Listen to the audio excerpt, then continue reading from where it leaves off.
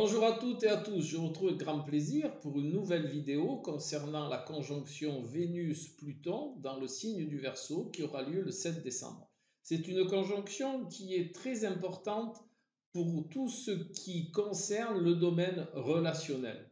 Mais avant de rentrer plus profondément dans ce fabuleux sujet, je vous informe que l'école du symbolisme est ouverte. Vous pouvez vous y inscrire et suivre des cours à tout moment. Et si vous désirez un suivi astrologique, un suivi sur tout ce qui concerne les outils symboliques, vous aurez mon adresse mail dans le descriptif de la vidéo. Sans plus attendre, rejoignons Vénus-Pluton. Donc d'abord, on va commencer par concevoir ce que Vénus dans le signe du Verseau peut amener. Eh bien, Vénus, qui est la planète de ce par quoi je suis attiré et comment je vais attirer à moi, eh bien, ça va se passer au niveau de la liberté. Vénus Verseau demande une grande liberté, demande des relations atypiques, demande un brin d'anticonformisme, demande aussi de participer à des projets communs, mais sans être obligé. Vénus Verseau ne supporte pas les contraintes, sauf celles qu'elle se met elle-même. C'est aussi, on attire un Vénus Verseau par son originalité. On l'attire aussi en lui promettant des découvertes, des expériences atypiques, de la nouveauté, de l'avant-gardisme. Tout ça, ça va être les outils pour attirer un Vénus Verseau. Et bien entendu, vous allez être attiré, vous, Vénus Verseau, par le même genre de comportement et d'attributs et d'intérêts. Maintenant, voyons un petit peu Pluton dans le signe du Verseau. Alors, Pluton est une planète qui, à mon sens, qu'il est intéressant, si vous préférez, de donner les deux côtés plutoniens. Le côté, on va dire, investigateur, le côté caché, le côté un petit peu manipulateur, le côté très magnétique, le côté intériorisé. J'appelle ça le grand nettoyeur. Bien entendu, un nettoyage qui est toujours un petit peu mis en place par des contextes difficiles. C'est aussi la planète de la transmutation. Alors, bien entendu, j'aime toujours expliquer la différence qu'il y a entre transformation et transmutation. La transformation s'adresse à la forme, c'est-à-dire à l'apparence. La transmutation s'adresse à l'intérieur. C'est un changement d'état, un changement de structure qui se passe en trois étapes. La première étape, il y a destruction, dissolution de la structure existante. Il y a un moment où il va y avoir ce que j'appelle moi une étape intermédiaire qui va être faite des cendres de cette dissolution, c'est-à-dire du reste de la dissolution. On pourrait même voir cela comme un tri. On va garder le meilleur et de ce meilleur, il va germer une autre structure.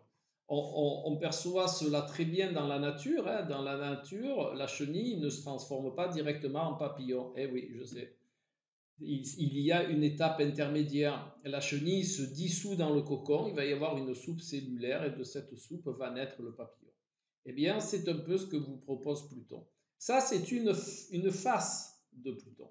Mais il y a une autre perception plutonienne qui est la suivante. Vous savez que Pluton est le dieu des enfers, donc on va passer par des périodes difficiles, on va passer par des périodes qui vont nous demander de l'épuration, les enfers, le feu. Et il a un côté aussi, Pluton, qui est la richesse. La richesse, c'est parce que c'est aussi le dieu de la germination. On met la graine en terre, elle va grandir, elle va prendre puissance, force, et un jour, elle va donner une belle fleur. Eh bien, Pluton a cette notion du dieu de la richesse parce que c'est le dieu de la germination. C'est ce qui va amener à la vie. Voilà. Et donc, si on prend son symbolisme dans son sens entier, eh bien, il y a des périodes difficiles qui vont permettre de mettre à jour des choses qui vont être beaucoup plus lumineuses. Voilà. Ça, c'est, alors très succinctement, bien entendu, sans ça, on pourrait faire une vidéo qui durerait un temps énorme. Mais voilà, la quintessence plutonienne, elle est là. N'oubliez jamais que Pluton, c'est aussi le dieu de la richesse par la germination. Et donc, Pluton, dans le signe du Verseau, eh bien, il va amener cette transmutation par rapport à un élan de libération, par rapport à un élan de liberté, par rapport à un élan de nouveauté, d'avant-gardisme, hein. Et donc, il va se positionner de cette manière-là. Mais pour se positionner de cette manière-là, il va falloir qu'il détruise l'ancien. Et c'est là où c'est un petit peu difficile. Donc, l'entrée de Pluton dans le signe du Verseau, bien entendu, amène des changements, mais il amène aussi son lot je vais dire, de contraintes, hein. N'oublions pas que Pluton, c'est aussi la main de fer dans le gant de velours, hein. Donc il y a un côté dominateur, il y a un côté leadership, il y a un côté, voilà, je vous amène tranquillement, enfin tranquillement est une image, hein. D'abord on sent le gant de velours, et après si ça ne marche pas, eh ben, il y a la main de fer qui arrive derrière. Donc vous voyez, Pluton, c'est quand même beaucoup de choses, hein. C'est quand même, on va dire, une planète qui est très subtile, ben, comme tout le symbolisme astrologique, vous me direz. Mais vraiment, Pluton, il faut l'apercevoir comme ça, avec un côté très ombre et puis un côté très lumineux, avec un côté très intériorisé, mais aussi un côté très j'ai la main mise, hein, je domine et je vous amène là où je veux. Voilà. Donc, on a tous vécu Pluton dans le signe du Capricorne qui a été justement cette mainmise par la structure étatique sur le peuple, on va dire ça comme ça. Voilà. Alors, n'y voyez aucune idée politique, ni toutes sortes de choses de ce genre-là, c'est juste des synchronicités entre le ciel et ce qui se passe sur la Terre. Voilà, maintenant, on va un petit peu voir justement cette conjonction Vénus-Pluton dans le signe du Verseau. Si on se rappelle que Vénus, eh bien, elle va demander de l'atypique, du nouveau, de l'avant-gardisme, être très intéressé, il faut lui promettre des découvertes, il faut l'amener, il faut surtout toujours titiller sa curiosité, mais jamais l'enfermer, jamais essayer d'y mettre la main dessus. Et le problème de la conjonction avec Pluton, par rapport à ce dont je viens de vous parler, c'est que Pluton, il a quand même un côté dominateur, hein. Il a quand même un côté, ben, je vais te diriger, je vais t'amener là où je veux. Donc vous commencez à voir là où je vous amène, c'est que Pluton-Vénus, eh bien, si vous avez un comportement vraiment plutonien, vous pouvez faire fuir Vénus, vous pouvez refroidir Vénus. Donc, pour cette conjonction, il serait bien que ceux qui ont une forte tendance plutonienne, eh bien, ils comprennent que Vénus, on ne l'attache pas, on ne la domine pas, on ne la séquestre pas. Bon, c'est un mot un petit peu fort, mais c'est une image, hein. Voilà, on ne cherche pas à la garder, hein. Tous ceux qui ont une forte énergie plutonienne, vous gagnerez à prendre un petit peu sur vous, justement à faire preuve de cette belle transmutation qui est associée à Pluton, c'est-à-dire transmutez-vous, essayez d'être moins dominateur, moins directif, moins jaloux, parce que Pluton amène aussi sa dose de jalousie. Voilà. Et laissez vivre la vénusienne, laissez-la aller, venir. Elle ne sera pas, comment dire, volage, légère, mais elle a besoin de son espace. Elle a besoin de voir qu'il n'y a pas de barrière autour d'elle. Voilà. Donc, et vous les Vénusiens, eh bien, essayez aussi de conscientiser que Pluton, ben, lui qui a cette nature-là, eh bien, essayez d'être moins aérienne, hein, puisque donc Vénus, dans le signe du Verseau, va demander justement à prendre de la hauteur, hein.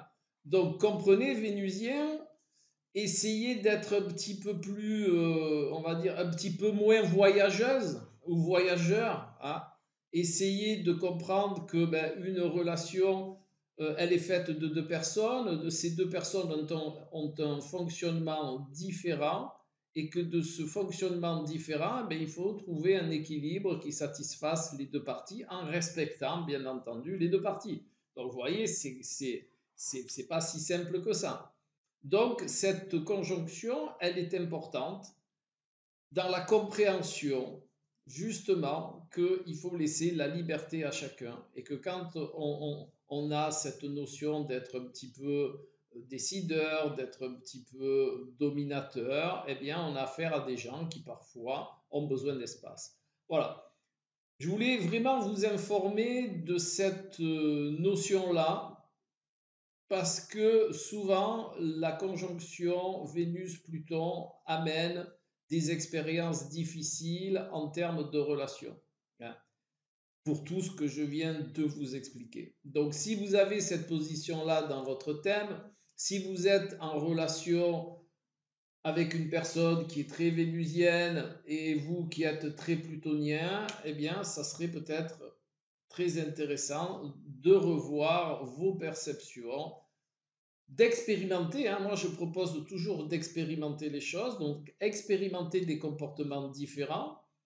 Vous gagnerez, vous aussi, que vous soyez vénusien ou plutonien, à expérimenter justement ces transmutations, hein, puisque la conjonction Pluton-Vénus va offrir aux Vénusiens la possibilité de se transmuter. Et bien entendu, Pluton, avec cette action, avec cette conjonction à Vénus, eh bien, va pouvoir voir un fonctionnement différent qui va lui permettre peut-être à son tour de se transmuter et de changer son mode de fonctionnement. Quand on parle conjonction Vénus-Pluton, ou tout simplement de l'interaction entre Vénus et Pluton, eh bien, il est de bonne loi aussi d'explorer le domaine sexuel. Le rapport Vénus-Pluton offre une sexualité qui va permettre d'explorer ses abysses, qui va même peut-être permettre d'explorer sa part d'ombre dans ce domaine. Ça peut aussi augurer une introspection, une transmutation en rapport aux relations sexuelles. Mais que cela se passe dans le Verseau, ça va donner aussi, ça va teinter ces relations sexuelles d'une perception atypique, des relations sexuelles qui sont vécues en toute liberté. On se détache du conformisme, on se détache des relations sexuelles habituelles. On a besoin d'expérience, on a besoin de curiosité sexuelle.